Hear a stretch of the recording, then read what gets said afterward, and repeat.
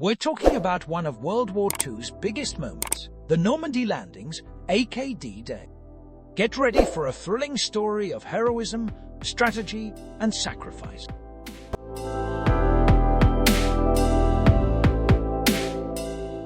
Picture this. It's June 6, 1944. World War II is raging across the globe, and the Allied forces are determined to liberate France and Western Europe from the clutches of Nazi Germany. But they're facing a formidable challenge: the German defenses along the coast of Normandy. To turn the tide in their favor, the Allies came up with an audacious plan. Months of meticulous planning and military deception went into orchestrating the largest seaborne invasion in history. The date and location of the invasion were shrouded in secrecy to mislead the Germans. The operation involved a combination of airborne operations and amphibious assaults. American, British, and Canadian troops were poised to strike at 5 different sectors of the Normandy coast: Utah, Omaha, Gold, Juneau, and Sewell. However, Mother Nature had other plans. Unfavorable weather conditions forced a 24-hour delay, adding even more tension to an already high-stakes operation. When the day finally arrived, brave paratroopers descended from the skies, while soldiers stormed the beaches. But let me tell you, it was no walk in the park. The Germans put up fierce resistance, and the Allied forces faced heavy fire as they fought their way ashore. Although they didn't achieve all their objectives on the first day, the Allies managed to secure a crucial foothold on the beaches. Major towns like Carentan, Saint-Lô, and Bayeux remained in German hands, but the Allies were determined to push forward. D-Day wasn't without its casualties. German losses were estimated between 4,000 and 9,000, while Allied casualties exceeded 10,000, with over 4,000 confirmed dead. But despite the heavy toll, the Normandy landings were a turning point in the war. By establishing that beachhead, the Allies forced the Germans to divert resources and weaken their grip on France. In the following weeks and months, the Allied forces expanded their presence, connecting the beachheads and liberating key cities like Paris. The end of the war in Europe was finally in sight. Now let's rewind a bit to understand how this audacious plan came to fruition. The decision to launch the Normandy invasion was made in 1943, following successful Allied offensives in North Africa and Italy. The original plan was to invade in May 1944, but logistical challenges, particularly the need for more landing craft, forced a delay. At the helm of the Allied forces was General Dwight D. Eisenhower, a brilliant strategist who would later become the President of the United States. On the German side, Field Marshal Erwin Rommel, known as the Desert Fox, was tasked with overseeing the defense of the French coast. To deceive the Germans, the Allies employed a range of cunning tactics. They conducted misinformation campaigns, dropped dummy paratroopers, and even had the advantage of superior weather forecasting, allowing them to choose June 6 as the date for the invasion.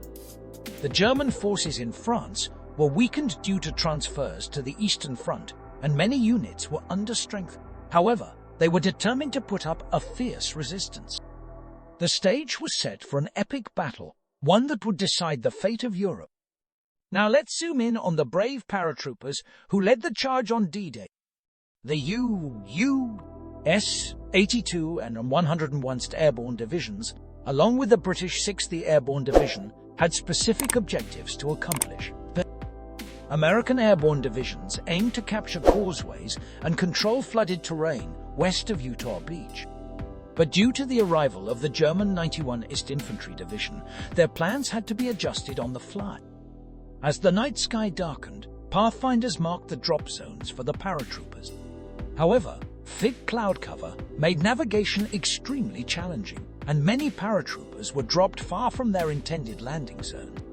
Some tragically lost their lives on impact or drowned in flooded field.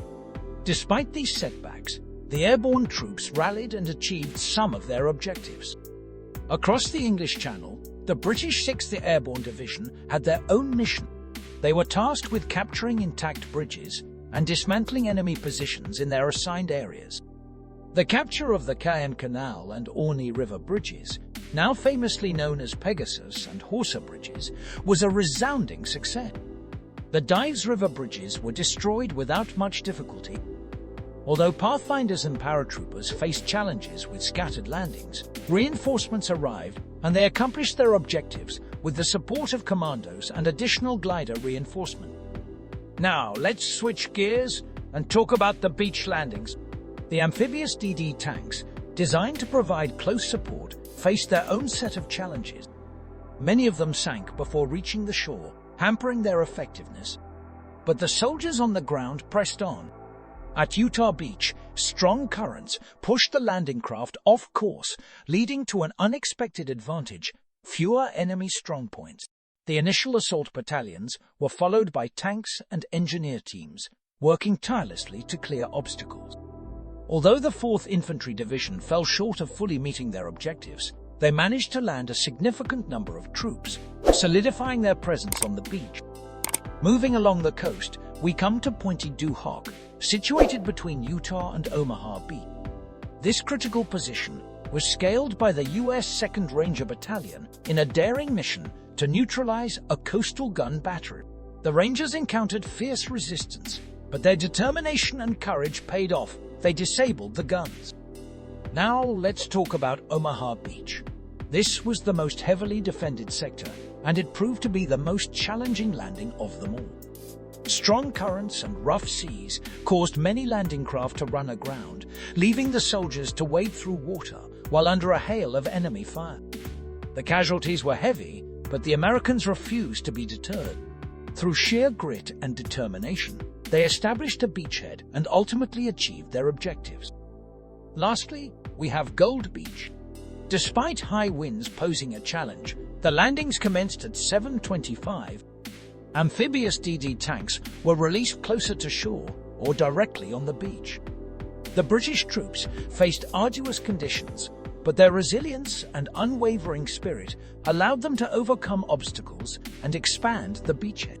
When we look back at the airborne divisions and beach landings, we see a remarkable story of triumph over adversity.